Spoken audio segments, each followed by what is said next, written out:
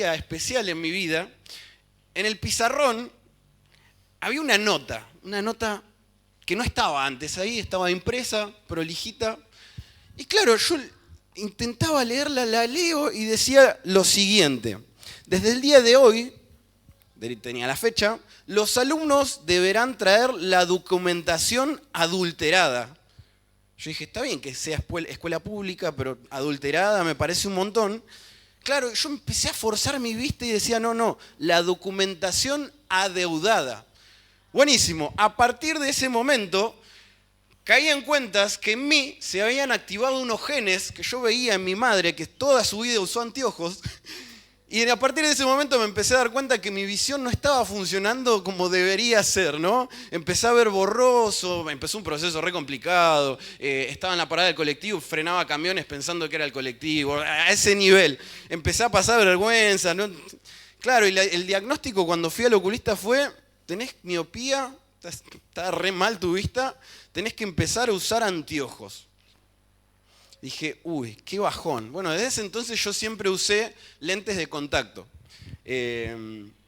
Y cada tanto entre casa usaba anteojos porque soy medio torpe, entonces siempre lo estoy tirando, se me pierden. Bueno, en fin. Como a mí en esa época se me activó ese gen de la mala visión y demás, a muchos de nosotros, o a todos los hijos de Dios, muchas veces sufrimos de problemas en nuestra visión, pero en nuestra vida espiritual. Y el mensaje de hoy se titula ¿Cómo están tus ojos?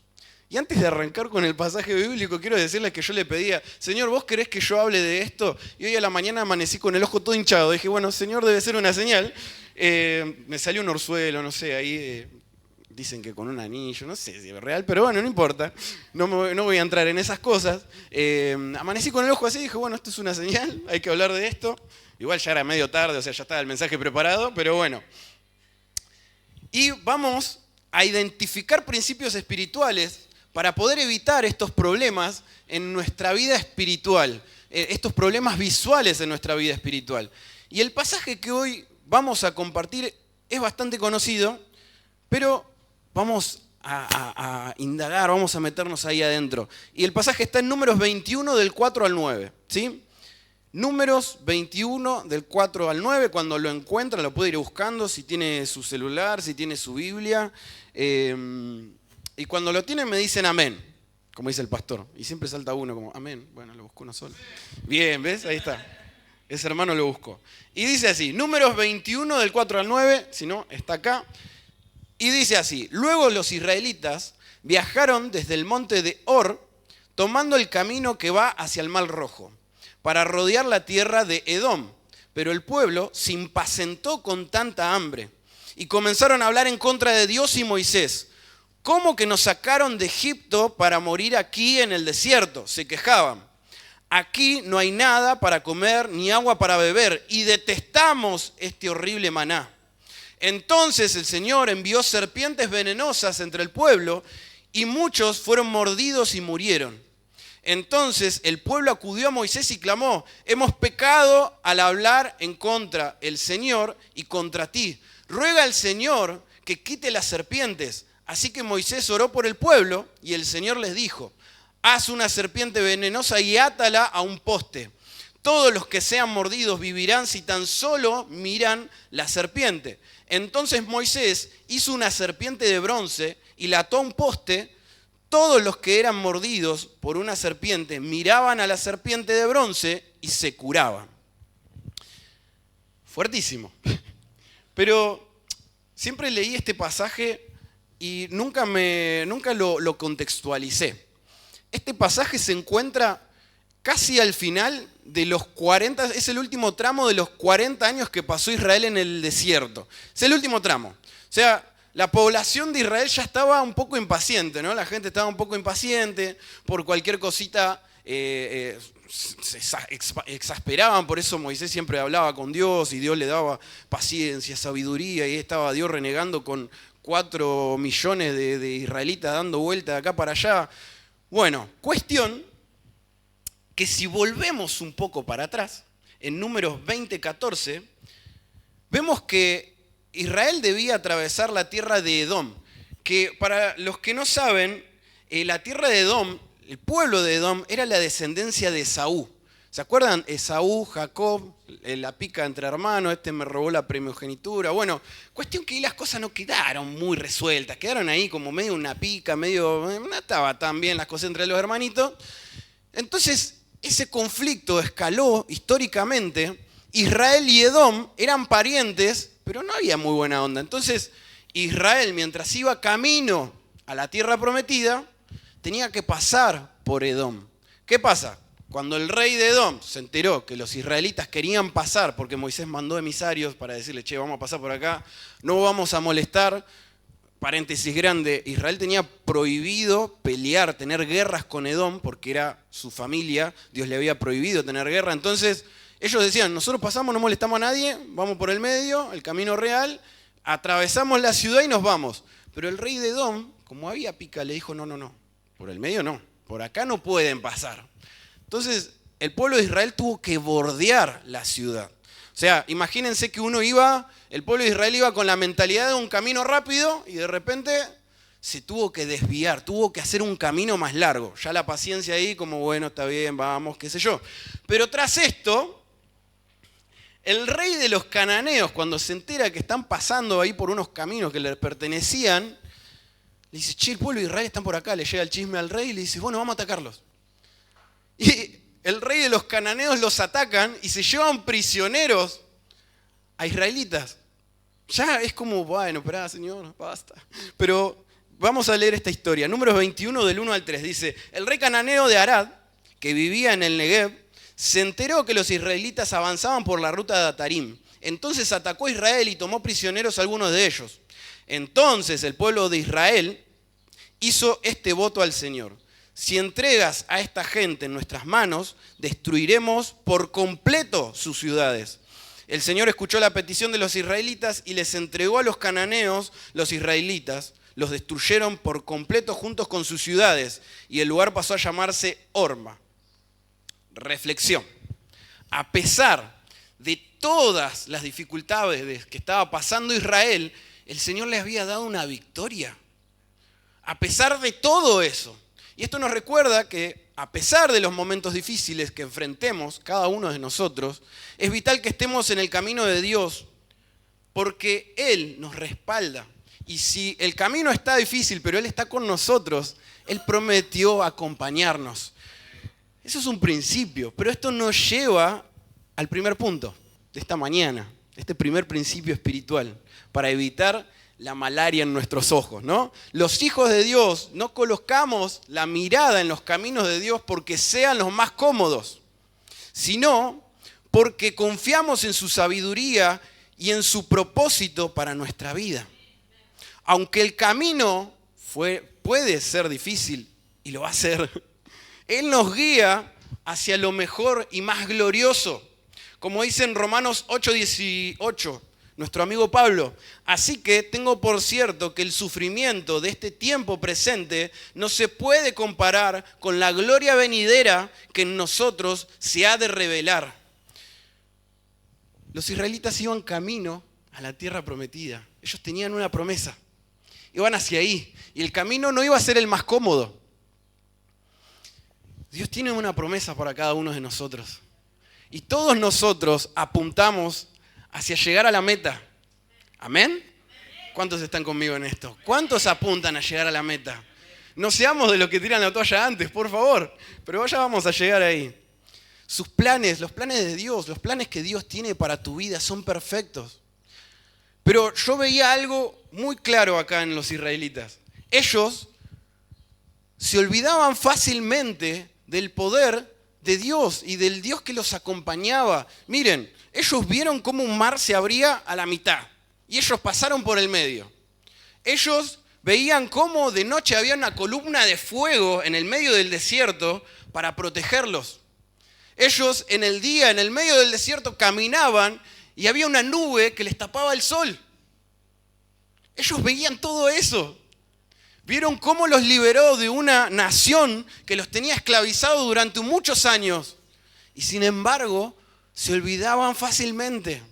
Entonces, Hermanos, no olvidemos tan fácilmente las victorias que Dios nos hace atravesar en esta vida.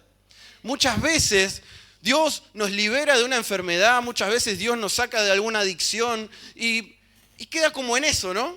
Como, bueno, Dios ya me sanó, pero no seguimos avanzando. Es como, bueno, ya me quedo en esa victoria. Y muchas veces creemos, como a veces le pasaba al pueblo de Israel, y esto es una interpretación mía, que creían que esa era la última victoria.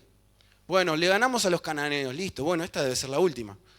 No, cuando caminamos con Dios, vamos de victoria en victoria. Vamos de victoria en victoria, por más que el camino sea largo,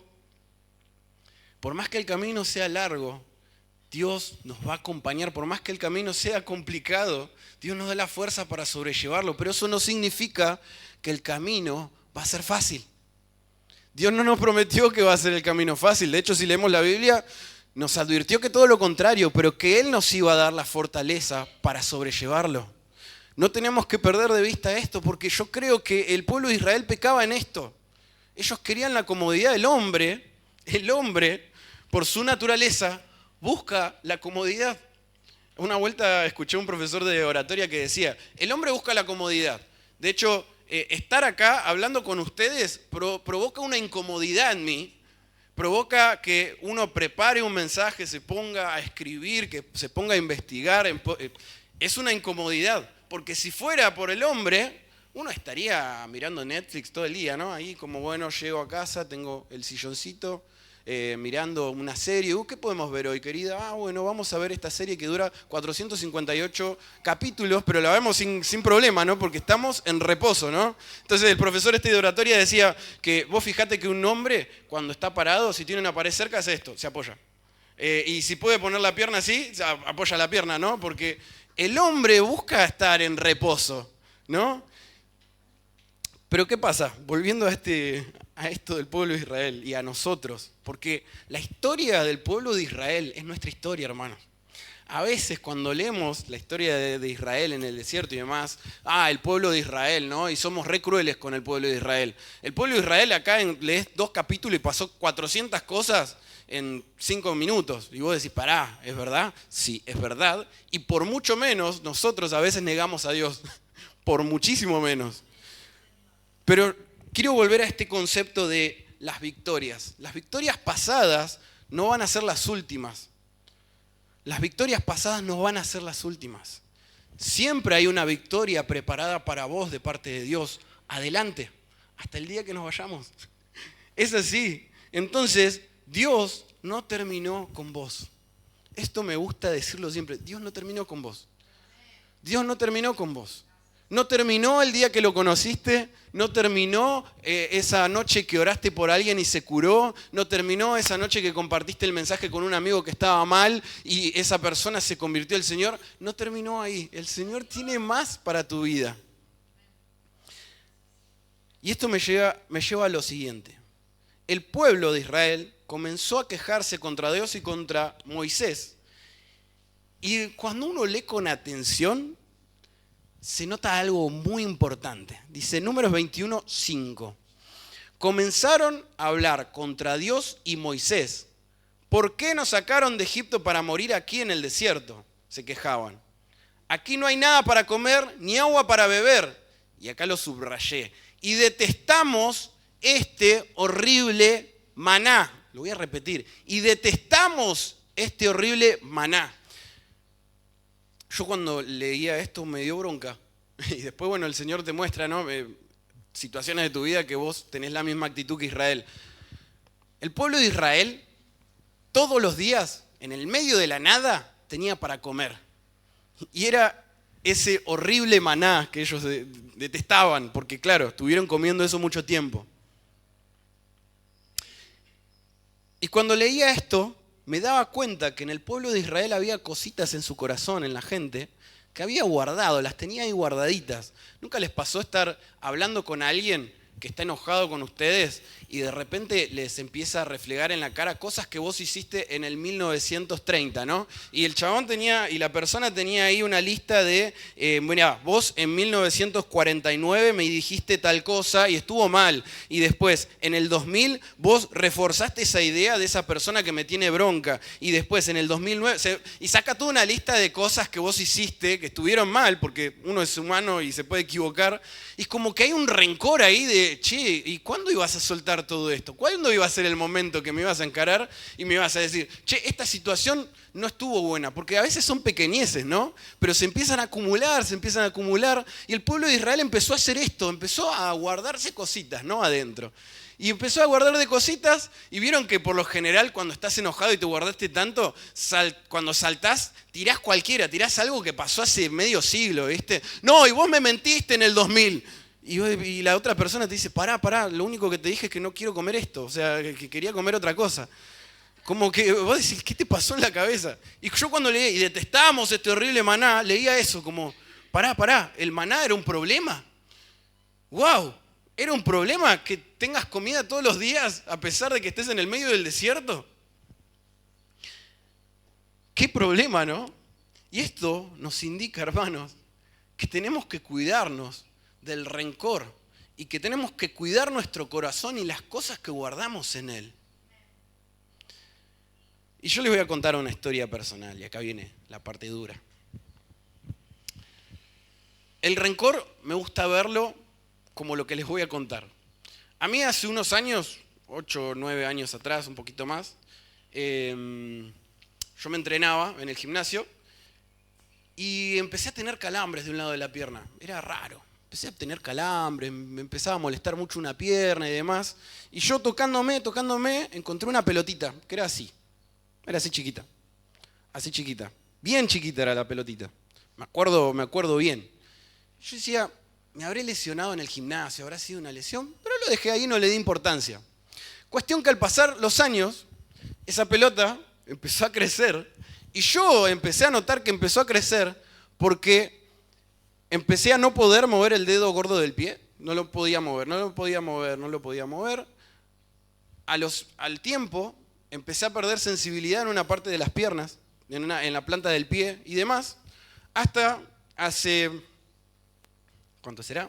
3 meses, que me digné a ir al médico. Dije, bueno, sí, esto está preocupante. Me despertaba a la noche con calambres, con la pierna adormecida y demás. 3 meses más o menos voy al médico, me hacen una resonancia y me dicen, Lucas, vos tenés un tumor en la pierna. Ok, buenísimo.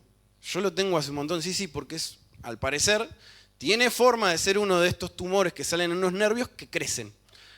Ok. Cuando le cuento esto a algunos conocidos, algunos me dicen, ¿pero por qué no fuiste al médico? Y qué sé yo, bueno, todas esas cosas que sí, tendría que haber ido antes, fue un error mío. Pero cuestión que, fíjense cómo algo chiquitito, que uno no le da importancia, empieza a crecer y empieza a perjudicar otros aspectos de esa zona. Lo mismo pasa con el rencor en nuestro corazón, hermanos. Para que se queden tranquilos, mis estudios del tumor es benigno, me lo van a sacar, no hay problema. De hecho, mañana me lo sacan. Oren por mí porque es una operación bastante compleja. Paréntesis cerrado.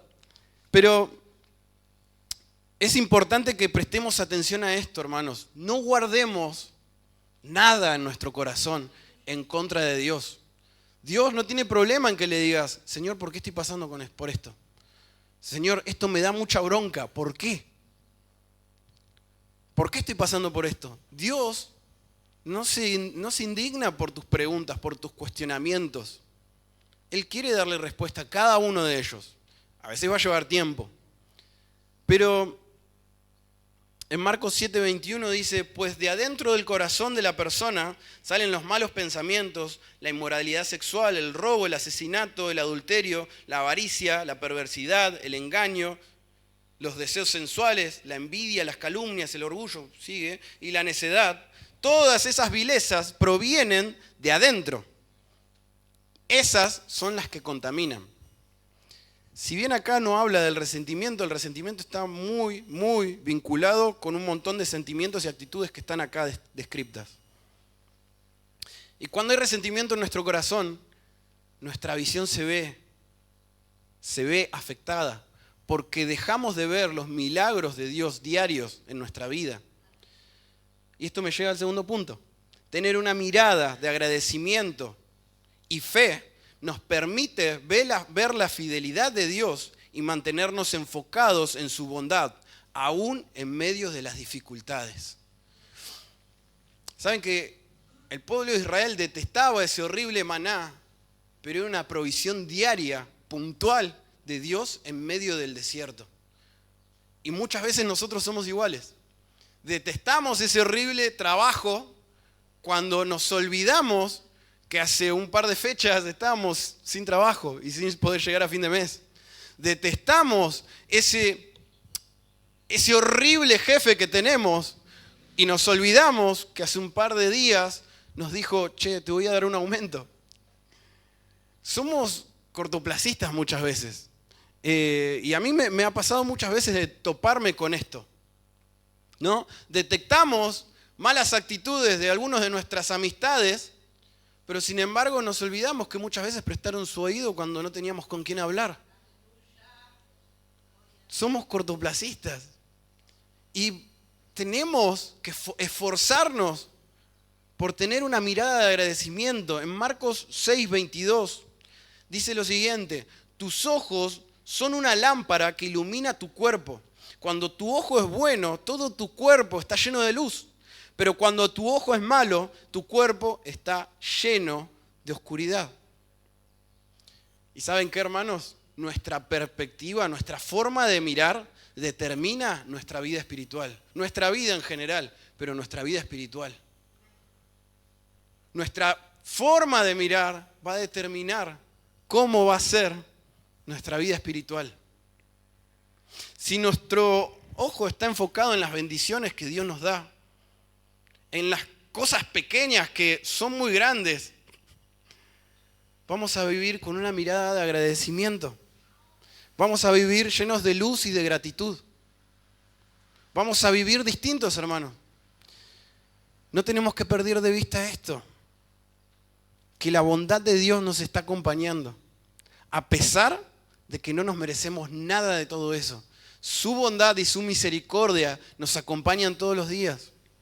Y al permitir que el resentimiento crezca en su corazón, los israelitas ya no podían ver el maná como una bendición. Ya no lo veían como una bendición. No decían, no, qué bendición, mirá, tengo comida. No. Lo detesto, es horrible. Muchas veces nos pasa delante de nuestros ojos. Muchos a veces renegamos de nuestros padres y nos olvidamos que son una bendición. Amén, dijeron ahí unos padres como, ¿viste? Y la miraron, dijo, ¿viste? Nos olvidamos que los padres son una bendición que tenemos ahí, que Dios puso padres en nuestra vida, puso gente que nos ayuda y renegamos de ellos. Bueno, ahora viene para el otro lado, déjenme. Hijos, los hijos son una bendición, padres. Amén. Déjenme tribunearlo un poco. Los hijos son una bendición, por más que a veces te traigan mala nota, te mientan. Somos los peores. Te mientan, ahí te oculten cosas y todo eso. Pero son una bendición que Dios puso en tu vida. Entonces, nuestra forma de mirar va a determinar nuestra vida y nuestra vida espiritual también. Debemos tener una mirada de agradecimiento y fe. También, hermanos, esto suele pasar muchas veces con la gente que está sirviendo al Señor. Yo tengo una teoría, abro un paréntesis, pero paréntesis que tiene que ver con esto. No hay forma de seguir a Jesús sin servir. Para mí, aclaro. O sea, la propuesta de Jesús siempre fue, seguime. Implica una acción, seguime. Entonces, no hay forma de seguir a Jesús sin servir. No hay forma. A lo que voy es, muchas veces cuando uno está sirviendo en el camino del Señor, que está todo lindo, ¿no? Se ve todo lindo, ay, mirá qué bien, cómo crece el grupo, mirá, ay, qué lindo, qué sé yo. Pero eso implica mucha fuerza de voluntad, mucho esfuerzo, tiempo en la semana, tiempo en los fines de semana, perderte cumpleaños, llegar tarde a cumpleaños, que se te enojen tus amigos porque no tenés tiempo y demás. Y muchas veces cometemos el error de tomar el servicio a Dios como una carga. Y Dios te está mirando como, yo no te estoy obligando, amigo, vos dijiste que sí, seguime. Y eso estaba ahí en el contrato que firmaste, estaba, ¿no? Pero seguir a Jesús implica responsabilidad. Implica esa responsabilidad de seguir adelante. El pueblo de Israel estaba siguiendo a Dios. Estaba saliendo de su esclavitud y estaba siguiendo a Dios. ¿Por qué se quejaban contra Dios si lo estaba liberando? Los estaba liberando, los estaba llevando hacia una tierra prometida. Y el peligro del resentimiento muchas veces dentro de la iglesia es, yo di tal cosa dentro de la iglesia y no me valoraron. Hermano, si vos estás sirviendo a Dios, tu trato es con Dios y no con las personas. Y esto tiene que entrar en nuestro corazón, porque nadie te está obligando. Es un trato de vos y Dios. Y muchas veces estamos como ahí, ¿no? Como, sí, bueno, si llevo esto hoy a la iglesia, la gente va a ver que yo estoy recomprometido y va a ser agradecido. Y ¿saben qué, hermanos? Muchas veces la gente no se va a ni dar cuenta del esfuerzo que conllevó eso. Y no tienen por qué. Sí es bueno el agradecimiento, esto para los que están ahí, los que tienen líderes y demás, sí es bueno el agradecimiento, pero muchas veces esa gente no se va a dar cuenta.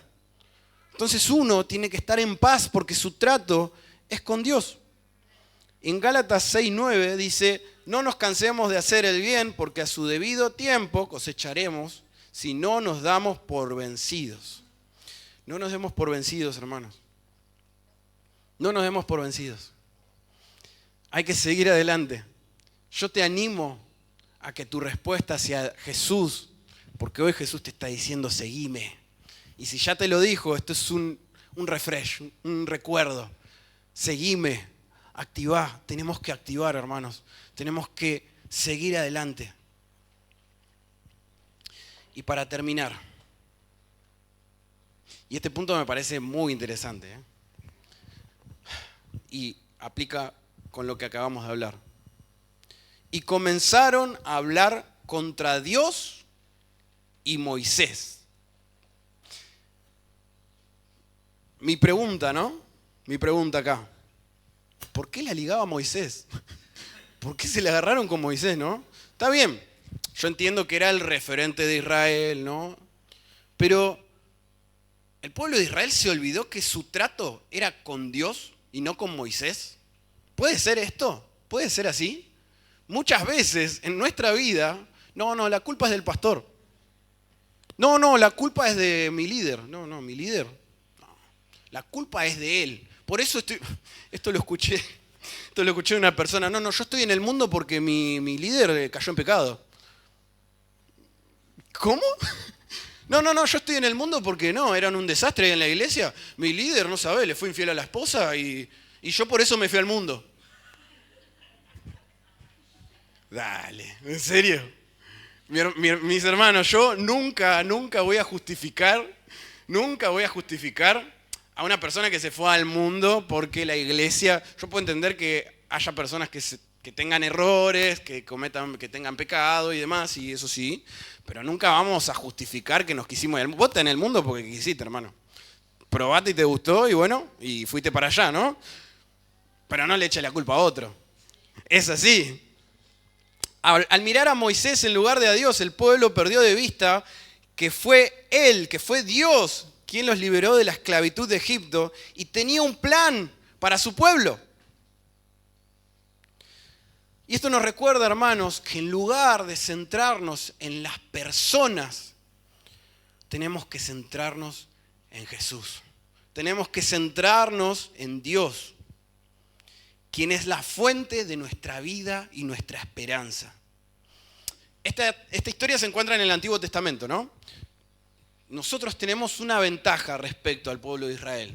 Se lo voy a decir así, tenemos una ventaja.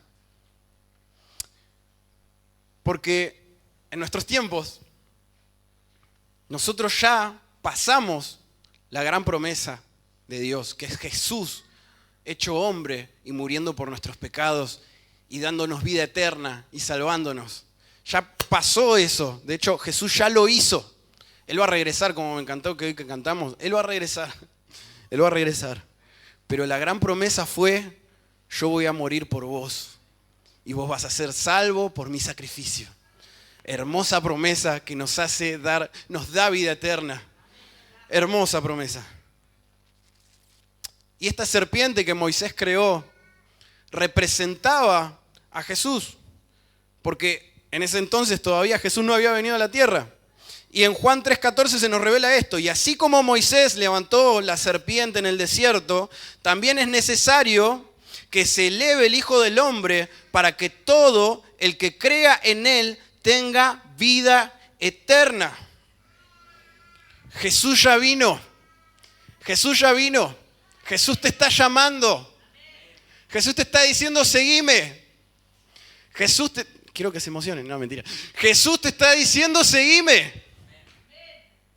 Hebreos 12:2. Fijemos la mirada en Jesús, el autor y perfeccionador de nuestra fe, que por el gozo que le esperaba, soportó la cruz, menospreciando la vergüenza, y ahora está sentado a la derecha del trono de Dios. Hermanos, mirar a Jesús nos libera de la muerte, tanto física como espiritual, pero también aclara nuestra visión.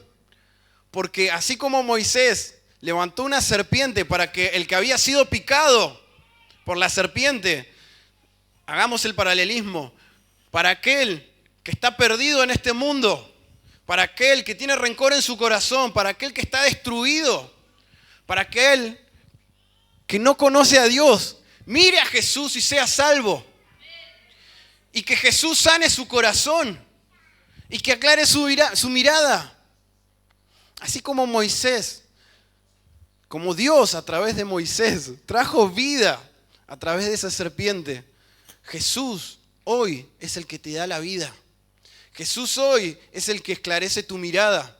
Jesús hoy es el que cambia tu vida por completo, por el poder de su Espíritu Santo, viviendo en todo aquel que cree en Él. Así que no tengas miedo de obedecer a Dios. No tengas miedo de caminar sus caminos. Jeremías 29:11 dice, porque yo sé los planes que tengo para ustedes, dice el Señor. Son planes de bienestar y no de calamidad, para darles un futuro y una esperanza. Así como el pueblo de Israel miraba a esa serpiente, hoy nosotros, sus hijos, fuimos llamados a mirar a Jesús, quien está en el trono, quien está en el trono, quien está a la diestra del Padre, intercediendo por vos, por mí, por tus errores, por tus pecados. El Dios de segundas oportunidades, el Dios que te acompaña a pesar de tus errores, el Dios que está en medio de ese camino difícil que estás pasando, porque Él no te niega que el camino va a ser difícil. Pero en todo momento te dice, levanta tu mirada, acá estoy yo. En todo momento te dice, levanta tu mirada, acá estoy yo. ¿Estás cansado? Levanta tu mirada, acá estoy yo. ¿Tenés miedo por lo que va a pasar? Levanta tu mirada, acá estoy yo. ¿Tenés incertidumbre porque el trabajo no aparece? Levanta tu mirada y acá estoy yo. No concentres tu mirada en tu circunstancia, concentra tu mirada en aquel que murió por vos y que va a cambiar tu circunstancia.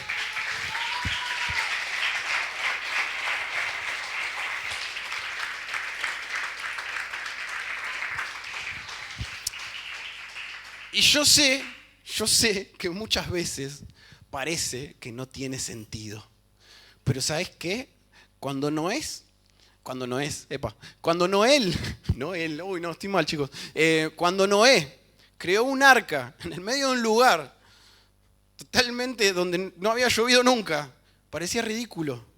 Cuando Moisés puso el cayado y el mar se abrió, eso no tenía sentido. No tenía sentido. Para nada. Golpeó una piedra y salió agua. ¿Qué sentido tiene eso? Jesús, aunque parezca que no tiene sentido, te está invitando a que lo mires a Él. Aunque parezca que no tenga sentido que lo mires a Él y no te concentres tanto en el problema que tenés hoy, aunque parezca poco lógico, te está diciendo, enfócate en mí. Enfócate en mí. ¿Saben que cuando me descubrieron eso, que tenía un tumor adentro mío, nació una incertidumbre de Señor, ¿qué onda? ¿Cómo sigue esto?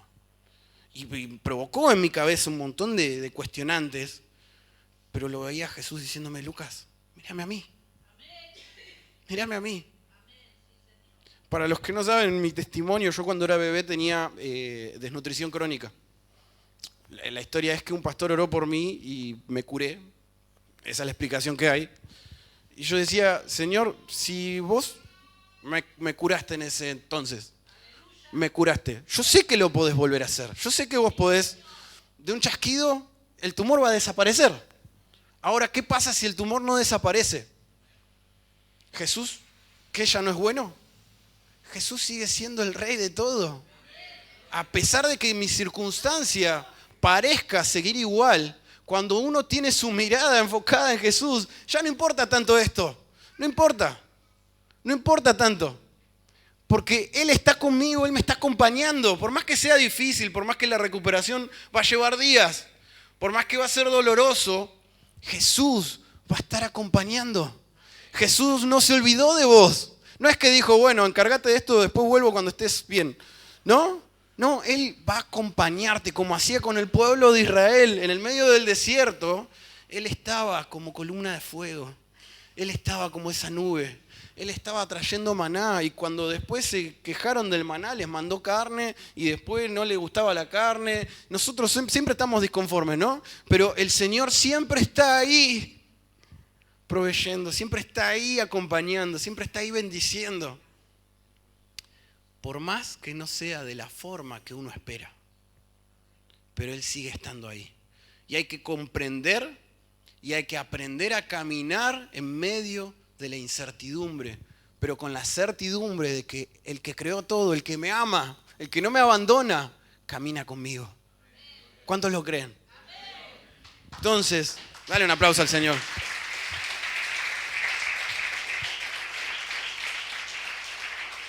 Él es bueno todo el tiempo, hermanos. Él es bueno todo el tiempo.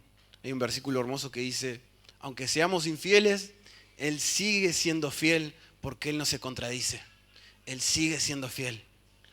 Dios sigue siendo fiel en tu vida, hermano. Dios sigue, la fidelidad de Dios sigue en tu vida. Sigue estando ahí. Sigue peleando las batallas. Sigue peleando por vos. Está ahí dándote victorias. Aprendamos a caminar con la mirada enfocada en Él. Y hay un versículo hermoso. Dice, quien pone la mano en el arado y mira para atrás no es digno de seguirme. ¿Saben qué, hermanos? Si nosotros ponemos la mano en el arado y permanecemos con la mirada fija en Él, no hay forma de fallar. Porque Él es quien nos da la fuerza. Nuestras piernas se pueden cansar, nuestras manos pueden estar todas quebrajeadas y cansadas, pero Él sigue dándonos fuerzas. Él sigue estando ahí. Él no se olvidó de vos. Vos no sos un cadáver espiritual. Él sigue estando ahí. En los procesos difíciles, cuando sale el sol, cuando está nublado, cuando llueve, Él sigue estando. Sigue estando. Él ya hizo el gran sacrificio por vos. Él cuando estaba en la cruz tenía tu nombre acá. Decía, esto lo hago por Él. Esto lo hago por ella. A pesar de todo. A pesar de todo. A pesar de lo que va a pasar, yo lo estoy haciendo por mi pueblo. Yo lo estoy haciendo por mis amados. Porque si nadie te lo dijo, Jesús te ama. Dios te ama con locura. Te ama tanto que dio a su Hijo por vos. Porque sí, lo dio por el mundo, ¿no? Pero cuando entendemos que es por mí, es mucho más profundo. Él quiere que vivas una vida plena. Y vida plena no significa que no va a haber dificultades. Vida plena significa que Él va a llenar todos los espacios que están vacíos en vos. Y vas a transitar esa vida con agradecimiento y fe. ¿Cuántos le dan un aplauso al Señor?